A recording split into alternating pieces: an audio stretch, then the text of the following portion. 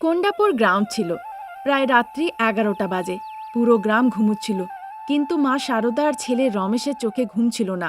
তারা হলে বসে রাত্রিবেলায় টিভি দেখছিল। রমেশের স্ত্রী অনামিকা গর্ভবতী ছিল। সকাল থেকে বিকেল পর্যন্ত বিশ্রাম না করে ঘরের সব কাজকর্ম করে সে খুব ক্লান্ত হয়ে পড়েছিল। তাই সে নিজের ঘরে মাটিতে ম্যাট বিছিয়ে শুয়ে পড়ে। বিছানার ওপরে তার ৫ বছরের মেয়ে নিতা ঘুমুচ্ছিল। মাথা ব্যথা হওয়ার কারণে সে একটা কাপড় দিয়ে মাথাটা বেঁধে নিয়েছিল। তার গালে ৫টা আঙুলের দাগ দেখা যাচ্ছিল, কিন্তু নিজের হাতগুলো দেখে তার খুব খারাপ লাগছিল।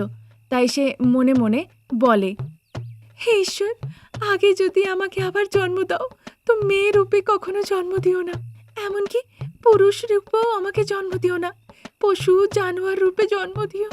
আর যদি সেটা না করতে পারো, তাহলে পয়সাওয়ালি ভালো ঘরে জন্ম দিও, যাতে শাশুড়ি আর স্বামীর হাতে এভাবে পণের জন্য মার খেতে না হয়, রানীর মতন থাকতে পারি। এটাই তো জীবনের সব থেকে বড় কথা। এভাবে প্রার্থনা করে অনামিকা ধীরে ধীরে নিজের চোখ দুটো বন্ধ করে। ক্লান্ত অনামিকা এবার ধীরে ধীরে ঘুমিয়েও পড়ে। সোফায় বসে টিভি দেখছিল শারদা। তার চোখ ঘড়ির দিকে যায়। তখন ঘড়িতে প্রায় ১১টা বেজে ২০ মিনিট। সেখান থেকে মা আর ছেলে উঠে ধীরে ধীরে বেডরুমে যায়, যেখানে অনামিকা ঘুমুচ্ছিল। নিতা বিছানার ওপরে ঘুমের ঘোরে ছিল। তারপর মা আর ছেলে এটা দেখার জন্যে যায় যে অনামিকাও গভীর ঘুমে আছে কিনা। তাদের মনে হয় যে অনামিকা ঘুমোয়নি, সে শুধু ঘুমোবার ভান করছে। তখন শারদা বলতে লাগে, হ্যাঁ রে রমেশ, তুই ওর পা দুটো ধর, আমি ওর গলাটা দাবাই। তারপর নিঃশ্বাস না নিতে পেরে ছটপটিয়ে নিজেই মরে যাবে। কিছুক্ষণ পরে আমরা গিয়ে পুকুরে ফেলে আসব। লোকেরা ভাববে আত্মহত্যা করেছে। মা, আমরা হাত ব্যবহার করব না, না হলে অনেক সময় শরীরে আঙুলের দাগ রয়ে যায়। যদি ওর বাবা রঘুপতির একটুও সন্দেহ হয়, তিনি আবার পোস্টমর্টম করাতে পারে, তখন আমরা ধরা পড়ে যেতে পারি। তাহলে তো আমাদের জেল হতে পারে। না না বাবা, আমি যাব না। তাই আমি বালিশ দিয়ে ওর পাটাকে টিপে ধরি, আর তুমি অন্য আরেকটা বালিশ দিয়ে ওর মুখটাকে টিপে দাও। ভালো বুদ্ধি দিয়েছ, চলো তাই করি। এই বলে রমেশ একটা বালিশ নেয় আর অন্য বালিশটা সে শারদাকে দেয়। তারপর তারা দুজনে মিলে বালিশ দিয়ে অনামিকার প্রাণ নেওয়ার চেষ্টা করে। হঠাৎ করে অনামিকা একেবারে চোখ খুলে দেয়। তা দেখে তারা অবাক হয়ে যায় আর একে অপরকে দেখতে লাগে। পণের লোভে তোমরা আমাকে মেরেছ, গালাগালি দিয়েছ, খাবার দাওনি, সে সব আমি সহ্য করেছি, শুধুমাত্র এই জন্যে যে আপনারা আমার মেয়েকে দুবেলা খেতে দিচ্ছেন। কিন্তু আপনাদের আজ আমার প্রাণ নিতে এতটুকু দ্বিধা হলো না, এটা জানার পরেও যে আমার পেটে একটা সন্তান আছে। এরপরেও এখানে থাকাটা আমার জন্য সুরক্ষিত নয়, বুঝে গেছি। কি, তুমি বাড়ি ছাড়ার হুমকি দিচ্ছ আমাদের? সেটা নয় মা, এমনিতেও আমি চলে যাব, কিন্তু যাওয়ার আগে একটা কথা বলতে চাই। আপনি মহিলা নন, চুড়ি পরে, টিপ পরে, শাড়ি পরে গোপধারী পুরুষ মানুষের থেকে কিছু কম নন। এটা শোনার পরে শারদা তেলে বিগুনে জ্বলে যায়। তারপর অনামিকার গালে সে কষে একটা থাপ্পড় লাগায়। অনামিকার চোখ দিয়ে ঝরঝর করে জল পড়তে লাগে। চোখের জল ঘুমন্ত নিতার ওপরে পড়ে। সে ঘুমের ঘোরেই চোখ খুলে দেখতে লাগে। শারদা তাড়াতাড়ি করে মারা বন্ধ করে। অনামিকার গালটা লাল হয়ে গেছিল। অনেক চেষ্টা করা সত্ত্বেও অনামিকার চোখের জল আর বন্ধ হয় না। ক্রমাগত তার চোখ দিয়ে জল গড়িয়েই যাচ্ছিল। নিতা একটু একটু সব ব্যাপারই বুঝতে পারে। মা, ঠাকুমা আর বাবা তোমাকে মারধর করেছে? না না বাবা, তারা আমাকে কেন মারতে যাবে? তারা শুধু বলছিল কালকে আমাকে কি রান্না করতে হবে। ঠিক है, फिर मैं थोड़ा बाथरूम से आती हूँ। এই বলে নিতা বিছানা থেকে নেমে চলে যায়। জানি না কেমন ভাগ্য আমার, মা লক্ষ্মীও শুধু বড় লোকদের বাড়িতেই যান, আমার মতন গরিব বৌমার বাড়িতে আসেনি না। যতই আমি তাকে রাখার চেষ্টা করি না কেন, যতই কষ্ট করি, কিন্তু তিনি আমাকে ছেড়ে চলেই যান। হ্যাঁ, মা লক্ষ্মীও চান যে বড়লোক বাড়িতেই থাকতে, তিনি গরিব বাড়িতে থাকতে চান না যে। কিন্তু কেন সে তাদের সাথে বেশি দিন থাকেন না? কারণ আপনাদের মতন মানুষেরা যতই পাক না কেন, কখনোই কোনো কিছুর জন্য সন্তুষ্ট হন না। আমি আমার মেয়েকে নিয়ে চলে যাব, কেনই বা আমাকে মেরে নিজের মাথার ওপরে পাপ নেবেন বলুন তো? এই বলে সে নিজের জামা কাপড় বেঁধে নেয়। তারপর নিতা যেই বাথরুম থেকে ফেরে তাকে নিয়ে সে বাইরে বেরিয়ে আসে। রমেশ মুখের ওপরে দরজা বন্ধ করে দেয়। নিতা বারবার ডাকা সত্ত্বেও জবাব দেয় না। সারা রাত্রি ধরে তারা গ্রামের পথে হাঁটে। তারপরে যখন জঙ্গলের পথে হাঁটতে লাগে খুব জোরে বৃষ্টি নামে। বিদ্যুৎ আর ভারী বর্ষা থেকে নিজেদেরকে বাঁচাবার জন্য তারা একটি বড় গাছের তলায় গিয়ে দাঁড়ায়। তখনই সেই পথ দিয়ে এক বয়স্কা মহিলা ছাতা নিয়ে আসছিল। গর্ভবতী অনামিকাকে দেখে সে নিজের কুঁড়ে ঘরে নিয়ে যায়। বয়স্কা মহিলাটি বলে এই কুঁড়ে ঘরটি তারই, পাশেরই একটা লক্ষ্মী দেবী মন্দিরে সে কাজ করে।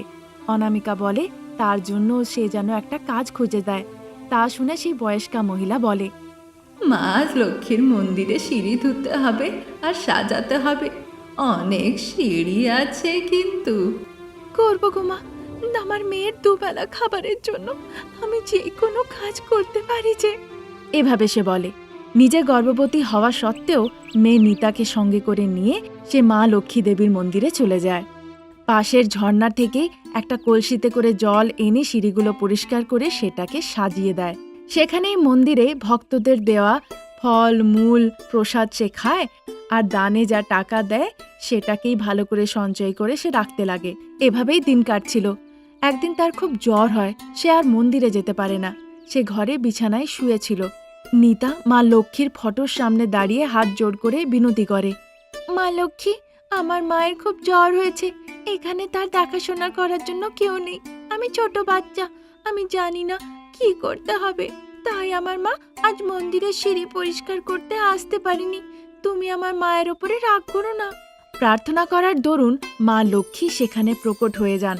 তারপর এক চাকরানির বেশ ধরে সে অনামিকার সেবা করতে লাগে। নিজের শক্তি দিয়ে অনামিকার জ্বর সে ঠিক করে দেয়। অনামিকা চোখ খুলে দেখে। তার মনে হয় মা লক্ষ্মী নিজে স্বয়ং এসে তার সেবা করেছেন। তাই সে হাত জোর করে প্রার্থনা করে, আমাকে ক্ষমা করে দিও ঠাকুর, আমি খুব ভুল কথা বলেছিলাম। আজ তুমি দেখিয়ে দিলে গরিব বা বড়লোক সবাই এক তোমার জন্য। শুধু আমরা কিভাবে তোমাকে চাই সেটা বড় কথা।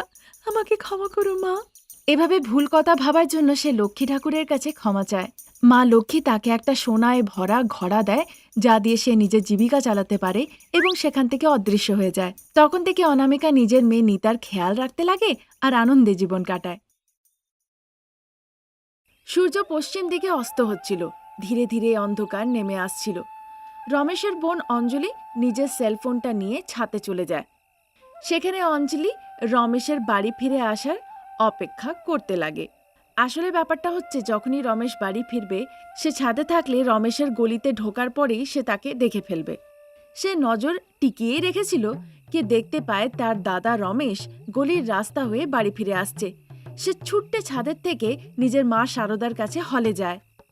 মা, দাদা বাড়ির দিকে আসছে, তুমি গিয়ে ওই মহিলাটাকে বলো ঘুমিয়ে পড়তে, আমি যাই জামা কাপড় শুকুতে। আরে হ্যাঁ, আমি তো ব্যাপারটা ভুলেই গেছিলাম। এভাবে বলে হল থেকে সে রান্নাঘরের দিকে যায়। রান্নাঘরে গর্ভবতী অনামিকা চোখে জল ফেলছিল আর রান্না করছিল। তাকে দেখে নিষ্ঠুরতার সাথে শারদা বলে, হ্যাঁ হ্যাঁ, অনেক কান্নাকাটি হয়েছে আর তোমার অনেক রান্না হয়েছে। যাও বৌমা, তোমার স্বামী আমার ছেলে বাড়ি ফিরে আসছে, চুপচাপ শুয়ে পড়ো। আর মনে থাকে কিছু না বলে তাকে দেখে হাসবে, না হলে আমি জানি কি হবে মা। অন্তত ভয়ের চোটেই তুমি তোমার লিমিটে থাকবে, না হলে আমার ছেলের যদি সন্দেহ হয় না। নিজের চোখ বড় বড় করে এভাবে শারদা তাকে বলে।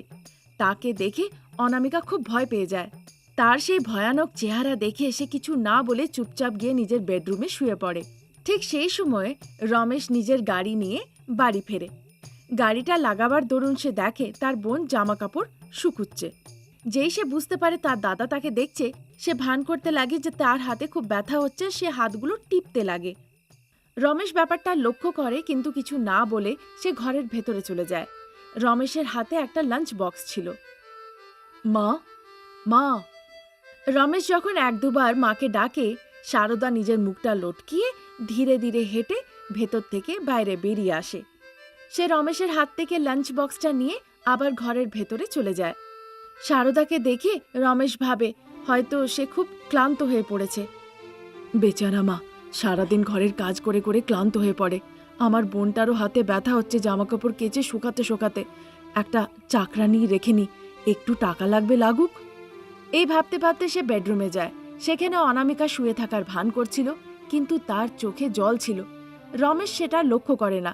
সে অনামিকার কাছে আসে আর তাকে বলতে লাগে, অনামিকা ওঠো, অনামিকা, আজকে 8টা পর্যন্ত ডাক্তারের কাছে যাওয়ার আছে চেকআপের জন্য। মাকে আমি এই কথাটা বলে দিয়েছিলাম, সে তোমাকে বলেনি? হ্যাঁ গো, তিনি বলেছিলেন। সময় অনেক ছিল বলে আমি একটু এমনি শুয়ে পড়েছিলাম। আমি 10 মিনিটে তৈরি হয়ে আসছি, তুমি ডাক্তারের কাগজপত্র নিয়ে রেডি থাকো, ঠিক আছে? আচ্ছা বেশ গো। অনামিকাকে এভাবে বলে রমেশ ওয়াশরুমের দিকে চলে যায়। অনামিকা ডাক্তারের কাগজপত্র নিয়ে রমেশের জন্য অপেক্ষা করতে লাগে। তারপর ঠিক 10 মিনিট পরে রমেশ অনামিকাকে নিয়ে হলে আসে। মা আর বোনকে বলে সে অনামিকাকে চেক আপ করাতে নিয়ে যাচ্ছে। তারপর বাইকে বসিয়ে সে হাসপাতালের দিকে নিয়ে যায়। সেখানে চিকিৎসা করে ডাক্তারবাবু বলেন, মিস্টার রমেশ, অনামিকা খুবই দুর্বল। সে খাবার খাচ্ছে না নাকি? তাকে ফল দিচ্ছেন না? দুধ, প্রোটিন মনে হচ্ছে এসব কিছুই নিচ্ছে না সে। আপনার বাড়ির শাশুড়ি আর ননদ বৌমাকে কিছু খাবার খেতে দিচ্ছেও কি না?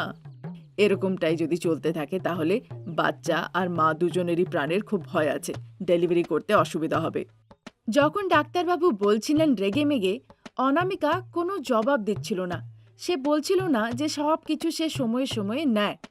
যখন অনামিকা চুপ ছিল, তাকে দেখে রমেশ চিন্তা করতে লাগে। তখন রমেশের নিজের মা আর বোনের ওপর একটু সন্দেহ হয়। রমেশ জানতে চাইছিল যে তার চোখের আড়ালে ঘরে কি কি হয়।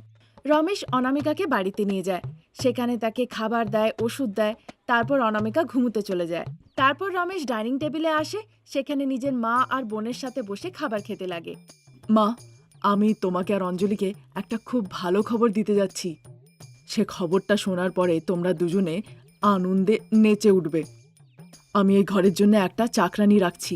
তোমাদের বৌমা, তোমার, অঞ্জলির ঘরের রান্না বান্না কাজকর্ম করতে খুব অসুবিধা হয়। তা দেখে আমি একটা চাকরানির ব্যবস্থা করছি। তা শুনে তো মা আর মেয়ে দুজনেই খুব ভয় পেয়ে যায়। তার দিকে তাকিয়ে থাকে।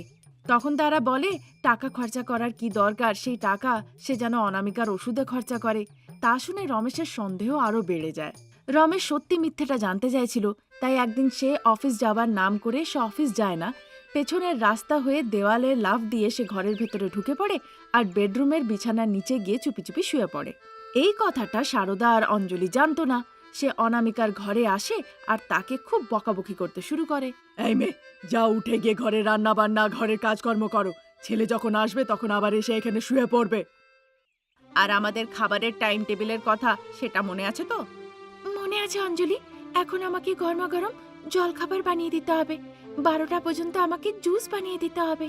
2টোর মধ্যে আমাকে ডাল, ভাত, ভাজা, তরকারি, চিকেন ফ্রাই সব বানিয়ে রাখতে হবে। তোমাদের খাওয়া দাওয়ার পরে যা কিছু বাঁচবে সেটা খাবো। তারপর বাসন দিয়ে জামা কাপড় কাচবো। তারপর আবার এসে আমি রান্না করব। এভাবে বলে অনামিকা কাঁদতে লাগে। সেখান থেকে সারদা আর অঞ্জলি তারপর চলে যায়। বিছানার নিচে বসে রমেশ কথা শুনে তার চোখ ছলছল করে ওঠে। সঙ্গে সঙ্গে বিছানার নিচে থেকে বেরিয়ে সে অনামিকার কাছে আসে। অনামিকা ততক্ষণ রমেশকে ধরে কান্নাকাটি করে যতক্ষণ তার মন ভরে না যায়। রমেশ অনামিকাকে নিয়ে হলে আসে। ছেলেকে দেখে শাশুড়ি আর ননদ দুজনেই মাথা হেট করে নেয়। ছিছি, তুমি একটা মা, তুমি একটা নিজে মহিলা হয়ে এরকমটা কি করে করতে পারলে? যদি আজ তোমার মেয়ে গর্ভবতী হতো তাহলে তার সাথে এরকমটা করতে পারতে তুমি? তাকে আমি মহারানীর মতন রাখতাম। মানে অনামিকাও তো কোনো মায়ের সন্তানই, তাই না? সে কার সন্তানকে পেটে ধরেছে? সে কার কুলকে আলো করবে তুমিই বলো? আমার নাতিকে গর্ভে রেখেছে, আমার এই ঘরের বংশধরকে। তুমি নিজের মেয়েকে এক চোখে দেখো আর বউদেরকে আলাদা চোখে। তোমার মতন শাশুড়িরা যতদিন থাকবে ততদিন এই সংসার ঠাকুরের ইচ্ছেতে। তাই তো ছেলেরা বিয়ের পরে আলাদা হয়ে যায়। তোমরা গালাগালি দাও, কিন্তু তার কারণ তোমরাই। জানি না এই কথাটা তোমরা কবে বুঝবে। ছিছি। এভাবে রেগে মেগে রমেশ নিজের মা আর বোনকে বলে। আর এই যে তুই অঞ্জলি, তোকে তো কিছু বলাই বেকার। তুই মায়ের সাথে থেকে থেকে মায়ের মতনই হয়ে গেছিস। কাল দিন বিয়ে হলে যেখানে যাবি সেখানে এরকম একটা যে ননদ পেলে কি হবে, সেটা যদি একবার ভাবতিস তাহলে তুই আজ তোর বৌদির সাথে এরকম কাণ্ড করতিস না। এই বলে রমেশ নিজের স্ত্রী অনামিকাকে নিয়ে সেই বাড়িটা ছেড়ে অন্য জায়গায় গিয়ে বসবাস করতে লাগে। সে নিজের স্ত্রীর খেয়াল রাখে আর তারা দুজনে সুখে জীবন কাটায়।